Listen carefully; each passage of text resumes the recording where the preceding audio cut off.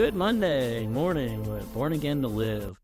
Hope you had a weekend filled with intimacy with God. Yeah, that was great. That was a great homework assignment for a Friday, Eric. Wonder how many actually listened. Listened or listened, right? It's not our job to make them listen. It's our job to tell them, and that's it.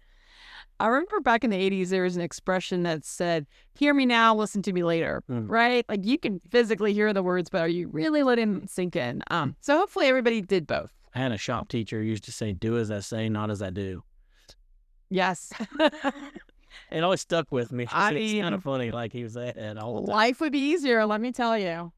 But okay, so it is a Monday here on Born Again to Live. We are living a life of just purpose and calling. And that's what's so great about this. I know, like when we first started recording today, Eric, we were sharing our stories and our weekend and our, the fallout and all the stuff, the conversations. Like, man, when you are serving God, life is anything but boring. Oh, yeah. And I'm so grateful for it. Like, people are messy and you let them into your lives and it can get crazy, but it's a good kind of crazy. It is. And then I complain all the time about certain things, and it's like, just take an overview of everything and stop complaining about this one section of your life, because look how abundantly you have the other section. Mm-hmm. So yeah, that's what we need to do. Absolutely. Well, today's topic actually, I think, came about in my readings. I have been working on my intimacy. I've been reading my Bible in a year more diligently, and I even started listening to some the audio version of my YouVersion Bible app a couple of the days that I was working, and because you can download it, so when you don't have Wi-Fi or anything, you can just listen. So anyway, I was doing that, and I came across this passage, and it just hit me so hard, and it was just one of those, like, you read it and you're just like, ouch, but it is from 2 Kings, and well, obviously, I think they're talking about all these kings. You get to 2 Kings, and it's basically going through. You had Saul, you had David, you had Solomon, and then so Kings was Saul, and then David took over in 2 Kings in the beginning, right? Yes, and then from that point, it seems like you had Solomon, and then there was the sons of David bickering, and then after that, it just got. I mean, it's crazy. Like, this guy served so many years, but he didn't follow the Lord. And then this guy came along and he followed the Lord, but then he got killed. And then this guy. So 2 Kings is just this crazy chronicle of, when God said in the beginning, if you want a king, I'm telling you what you're going to get. He's going to take your daughters captive. He's going to send your sons off to war to be killed. He's going to tax you. Like, God warned the people. No, we still want a king. So he gave them what they wanted. And then you see the fallout. The rest of 2 Kings is just all about how over and over and over again, the human king failed God's people. God should have always and only been their ruler, but they wanted an earthly king, and so they got one. But you made a Bible joke in there, and I had to chuckle. Why? What did I say? When you said it's the Chronicles, the 1st or 2nd Chronicles, because that's the book of the Bible. Mm-hmm. I got you. Sorry, if you know the Bible books, you can. That's very true. There are 1st, 2nd Chronicles. But yes, it does chronicle the kings of the Bible. Which does chronicle the kings of the Bible.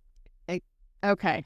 Now we're getting into a vortex we can't get out. Dad's joke. But here we go.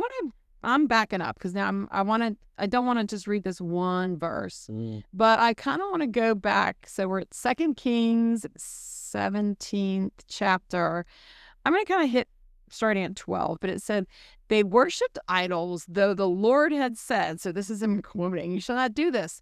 The Lord warned Israel and Judah through all his prophets and seers, saying, turn from your evil ways, observe my commands and decrees in accordance with the entire law that I commanded your ancestors to obey, and that I delivered to you through my servants, the prophets. So the prophets have been telling Israel all this time, this is what the Lord requires of you. But it says, but they would not listen and were as stiff-necked as their ancestors who did not trust in the Lord their God. They rejected his decrees and the covenant he had made with their ancestors and the statutes he had warned them to keep. And here we go. This is the part that hits so hard. They followed worthless idols and themselves became worthless. They imitated the nations around them, although the Lord had ordered them, do not do as they do. And then it talks about how they forsook all the commands. They bowed down to other gods. I mean, okay, no, let me keep going. Because this is the true definition. So they followed worthless idols and themselves became worthless. This is what this looks like, guys. It starts in verse 16. They forsook all commands of the Lord their God and made for themselves 2 idols cast in the shape of calves and an Asherah pole. They bowed down to all the starry hosts and they worshiped Baal. They sacrificed their sons and daughters in the fire. They practiced divination and sought omens and sold themselves to do evil in the eyes of the Lord, arousing his anger. Yeah, so they sacrificed their sons and daughters in the fire. How much more worthless can a person get? Yeah, and to worship an idol you have to make. I believe that was Molech. I think Molech was the one that they... Yeah. So they would have temple prostitutes. The temple prostitutes, of course, by nature, would get pregnant. Yeah. They'd have their babies, and they would go right into the fire of Molech. I mean, just absolutely despicable practices. To say they become worthless, that is the understatement of the year. But anyway, Eric, I'm reading this, and I just thought, wow, like, you follow a worthless idol, and you will become worthless. If that isn't a public service announcement, I don't know what is. Like, how do we avoid this pitfall? Well, what are the idols that we are following today other than other gods? I mean, there are Buddha and all those other religions out there which are technically idols. Mm-hmm. But again, I mean, it's so hard when you get into these religions and you compare them to Christianity, because all religions except for Christianity say you got to do this in order to get to glory. Mm-hmm. Christianity is the only one that says you can't. Yeah. God can, but you can't. And if you can do it, but God can't, why are you serving that God? Because if he's not powerful enough to do it for me, I don't think I should really be serving him.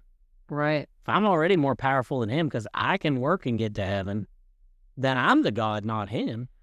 That's true. Yeah. So, I mean, that's where these religions get really, really hard. It's just, it's that putting things into perspective of, like, you create an idol and you worship that idol. Well, if you created it again, who's the God? Mm-hmm. Yeah. Well, and I think in our culture today, we're kind of being, in this you do you, and everyone's saying it, well, what's your truth? Like, my truth is this. Like, there isn't my truth, and, like, I don't have a truth, and Eric doesn't have a truth, and everyone else has their own truth. Otherwise, it's not a truth. It's a relativism, right? It's a opinion. Like, there's only one truth. Yes. He is the way, the truth, and the life. Yep. I know that's the easy answer on that one, but man, it was messed up back in those days. Like, I'm listening and as you're reading this and you're thinking about all the things they worshipped, like just idols and Asherah poles and starry host and Baal, and they sacrificed to Moloch and divination and omens, and all of these holes they were trying to fill in their life could have been filled with one person, and they knew who that person was because God brought them out of exile. God brought them out of all these places, and he fought for them, and he did all this stuff, and yet they chose to not. I don't know why. What I found interesting, Eric, is because we were on a David kick for a long time. Like, you gave me the book, so I got to read the books, and then there was like the House of David, and then you got me sucked into that until there's now Season 2 starting. Thank goodness. I can't wait. There's 3 episodes out. Can't wait to watch the third one. Oh my God. Too. Because they basically left you with him slaying Goliath. Yes. So, like, I was certainly on this David kick, right? But And I got to reread the story, in the Bible now that I've read it in sort of a Bible fictional way, and I've seen it portrayed on Amazon. But anyway, as I'm doing my Bible in the year, I'm reading through the actual story. But then, like I said, you get past the story of King David, and then you get into all these other kings that are leading God's people astray, and thus all what we just talked about. But you know what I noticed about as it started going through all the lineage of the kings? Nowhere in it were they ever anointed by God again. David, I think, was the last king to be anointed by God. From there, it passed down to the lineage of Solomon. The last great seer would have been Samuel. Yeah. So all these other kings, they kind of made their way. And yeah, sometimes they murdered to get there. Sometimes they were born and king by 6. I don't know how you're a really good ruler by 6, but whatever. Maybe you're just that advanced. But no, it's just this. I mean, Second Kings is this tragic story of just how poorly we lead when God is not the focus, when it's our selfish ambition, when we're corrupted. And so it's just a sad little tale. But I wanted to also, the other reading that I came across, I think it was, Go Bible in a Year. Because it was this it was almost like the same day, but this completely different message. But anyway, Paul was going, all across Asia, and this was in Ephesus, I think, and he was, telling the people about the way, and all these people are starting to follow Jesus. But the problem is, Ephesus being this place of a lot of, I think, trade, right? This was the Ephesians were big tradesmen and shipbuilders and sailors, and that's what they were known for. And so they had a lot of mixed culture, I believe. But anyway, this particular part of Acts 19, the problem for some of these guys that all their townspeople were being converted to the way and believing in Jesus. Well, their job was to make idols. Like, they were physically making these idols to be worshipped. Well, when no one's buying what you're selling anymore, quite literally, business dries up. And so it says, so here's kind of this, a silversmith named Demetrius, and this is Acts 19:24. It said he made silver shrines of Artemis, brought in a lot of business for the craftsmen there. He called them together along with the workers in related trades and said, my friends, that we receive a good income from this business. And you see and hear how this fellow Paul has convinced and led astray large numbers of people here in Ephesus and in practically the whole province of Asia.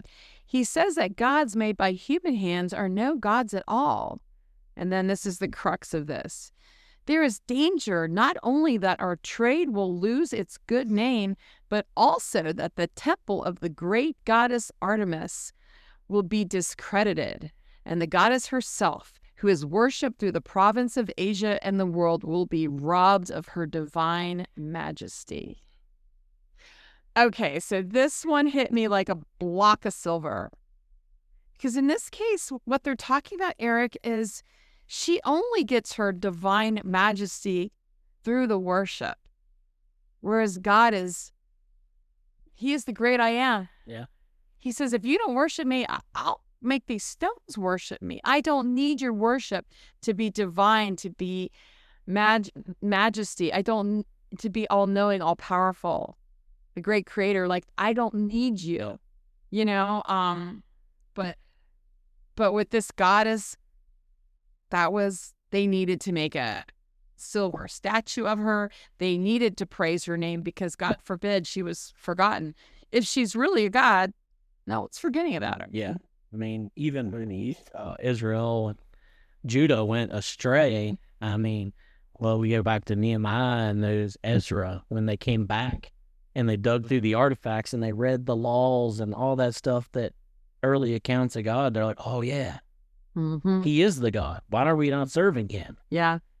And so they brought back the traditions and the sacrifice to God and all that. But like I said, now that we're in the New Testament, New Covenant, we don't have to worry about the sacrifices and all that stuff, but it's same God. Yeah. So Same God. same God. All right, Eric, so talk to us about worthless idols. I feel like you touched on that in your speaking. I think any worthless idols, anything that stops you or holds you back from doing the will of the King. Yeah. Which the will of the King is what, Amy? I mean, it's telling the world about Jesus. It's making disciples, right? Yep. As I said in my sermon on Sunday, it was that Jesus did all the hard work. He died, he rose, he redeems, he saves, and he forgives. All we have to do is say, "Hey, do you know Jesus?" Right. And I mean, this just come to me, but there's a show that me and Kipton watched. It's How I Met Your Mother. It's not the best show in the world, but I've seen it. It's pretty funny. there's a guy on there, Barney, and then Ted, and they're two of my favorite characters. But they're at the bar, and Ted's trying to meet women, and Barney will tap on a girl's shoulder and go, "Have you met Ted?" If it was only that easy to introduce Jesus, like, "Have you met Jesus?" Yeah. And I mean, but that's the premise behind it is no matter what you're doing, you should be able to introduce Jesus to everybody around you. And if you're not, what is holding you back? What is stopping you? That's an idol. An idol is something that's in the way of you and God. Absolutely. And there's worthless idols, like you will then become worthless because you have signed up for the temple of whatever it is. And the one that I just can't get over is the worship of celebrities in this country. I mean, I'm sorry, but you have a catchy song and all of a sudden your opinion matters more than the people that are closest to you in this world, you know? You read everything about them as if this person can save you, you know, every single article or TikTok, and yet you don't know one chapter of the Bible about the one person that can truly save you. Like, woo. The other one that gets me is money. I mean, there's so much worship on money, and everybody thinks you got to have all this money to do anything or be anybody, but you don't, because the first is going to be last and the last is going to be first. And actually, it's really funny, I've been listening to Alistair Begg, and I told you I've been listening to him, and he made the comment that he met up with a preacher buddy of his, and he was talking, and he walked down the road, and he said, "I'm kind of worried." And he said, "Why?" And he says, "Well, Jesus said the first will be last and the last will be first. So if I'm up front speaking, does that mean I'm first?" And it's kind of a funny joke, but at the same time, it's like, yeah, I mean, yeah. You got to check where you're at in that order. Like, am I least or am I the first? Because it's just a matter of where you're at. And like, check yourself. Look what your idols are and that kind of stuff. But it was a funny joke. I thought that was pretty funny. Like, if he chose me to be a leader, does that mean I'm first? Yeah. Because then I'm last. Yeah. Maybe it doesn't matter. Yeah. But no, money, that's that, and everybody seems to think like because he's rich, Elon Musk, his opinion matters. Well, unless his opinion is Jesus is king, doesn't matter. Yeah. Like, that's the only opinion that matters. Yeah, he can make you a car, but he's not gonna fill that hole in your heart. He can shoot himself to space and all that cool stuff that he can do. He's not gonna cure that depression. Nah. And Jeff Bezos, you can buy all the stuff in the world off Amazon, and it won't fill a hole that only Jesus can fill. So true. So money is, when it says the money is root of all evil, it's not really the root of, it's not terrible, but it's how you use it. It's what you do with it. It's how you look at it. Yeah. I think money is something God will give me when I need it. So I don't have it. So obviously I don't need it. I mean, I think the Bible talks about the money being the root of all evil because we kid ourselves into thinking if we have enough of it, we have this safe, secure, insulated life, this stairway to heaven, like all is well. We don't need God because we have we have everything we need in this life. Why do we need God? And that's why, that's why it is easier for a camel to go through the eye of a needle, as Jesus would say, than a rich man to get to heaven, because we just put all of our faith in it, right? Yeah. So that's a good idol there. Good one. Technology's an idol right now, worthless idol. Oh, for sure. Oh, man. I have some barbecue events coming up. And that's the only thing that stopped me the other day when I was sick from deactivating every social media account I had. I was on the click to do that, and I thought, man, I got to promote those couple barbecue businesses things, and I've got to promote the Fallout shelter, and I got to do this, and I got to do that. And I'm like, if I don't have Facebook, that's going to be kind of hard. So I stopped myself, but in the near future, it's going to happen. I'm going to take that 2-week cleanse from my phone. Yeah. Because I haven't done it in a while, and I'm feeling like I've got that. I open my phone way too quickly and start scrolling or start looking, and I need to.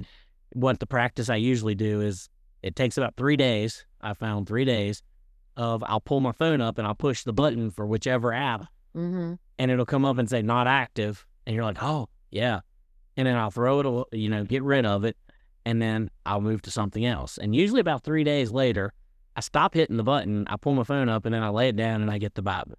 Yeah. So about 3 days. So if I'm out for 2 weeks, that gives me a good, 11 days or so of reconnecting, re-intimizing myself. What would it be? Getting closer to God. Yeah. My intimacy level. Absolutely. But I deactivate every once in a while. I just across the board, wipe them all out. And start fresh. As you know, Eric, I'm not a big social media person, but it's for the very reason you're kind of talking about here. I'll look at everyone else's life through that snapshot and that lens of social media, and I will somehow feel lacking. Yeah. And I am the daughter of a king. I lack nothing according to God's word. So why on earth do these pictures of graduations and family reunions and fancy beach trips, why should that make me feel less than? And so, I'm aware of this, and I think awareness is step one of the process. So I just stay away from it, Eric. I have it so people can get in touch with me, but I really try not to just wander down that road. But yeah, you're talking about being the daughter of the king. We're brothers and sisters with Christ, and that's pretty good. That's pretty good. That means you're the second most powerful in the world or in the universe. I mean, God's the most powerful. He's Father. Yeah. Jesus is Son. We are sons and daughters of God. We are brothers and sisters with Christ. Yeah, it's pretty hard to be put down by somebody that's there. Yeah. Other people shouldn't matter. There's only one person above you, and he's not putting you down. That's it. I know. So when I'm feeling ungrateful, when I'm feeling that twinge of jealousy, I just have to remind myself, I'm a king's kid. This is not how we behave because he owns it all. So, I'd like to think on that other side of paradise, there's just like a little beach vacation all for me. Yes. Maybe look what I did for you. I know how much you like manatees, so I just stocked the water with them. I can imagine the crazy things that await us for the people that, God always says, for the people I love, you can't even imagine what I have in store for you. And so, yeah, that always helps me get through those moments. All right, well, I'm going to go to an idol that if I say worthless, I'm getting myself into some hot water. But you touched on this in your sermon as well. Children. Oh, yeah. You have these families where the children run the whole house. Yep. The man and the wife have completely lost control, and everything they do is bow down to the will of their children because they can't be unhappy. They can't have to wait. They can't have to do difficult things. I want to pave their streets with gold. I want to snowplow through every heartbreak and difficult thing. Yep. Because somehow I think it's my responsibility to make their life good. Yep. And if you're a parent like that, you've completely missed out on who Jesus is. I remember maybe not the greatest parenting moment in the world, but me and my ex were having a dispute one night because my ex-stepdaughter was failing a class, and if she didn't finish 5 weeks worth of homework by the next day, she was going to fail the class. Mm-hmm. And she said, well, don't you care? And I'm like, yeah, let her fail.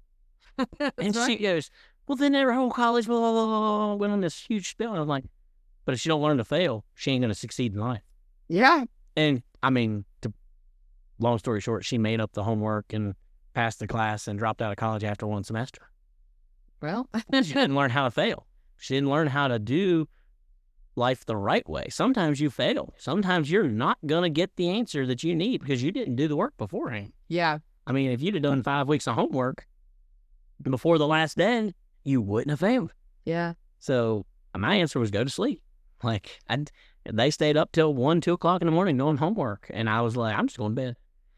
Yeah, no, I would have done the same thing. I mean, I believe in tough love, but But you talked about that, even as making your kid an idol is something as much as they determine your whole dinner. Yeah. Is making an idol of that kid. Like, you're the opinion that matters. Nobody else is a matter. Yep.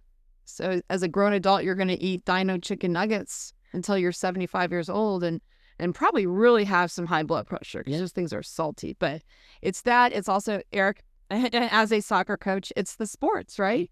If it's keeping you away from time with God, if it's keeping your family away from worship, like, these are all these stumbling blocks that they get in the way of our true and right worship to God. Yeah. And I mean, I'm a soccer coach, and I skipped out on soccer season to go to Jesse with Ben.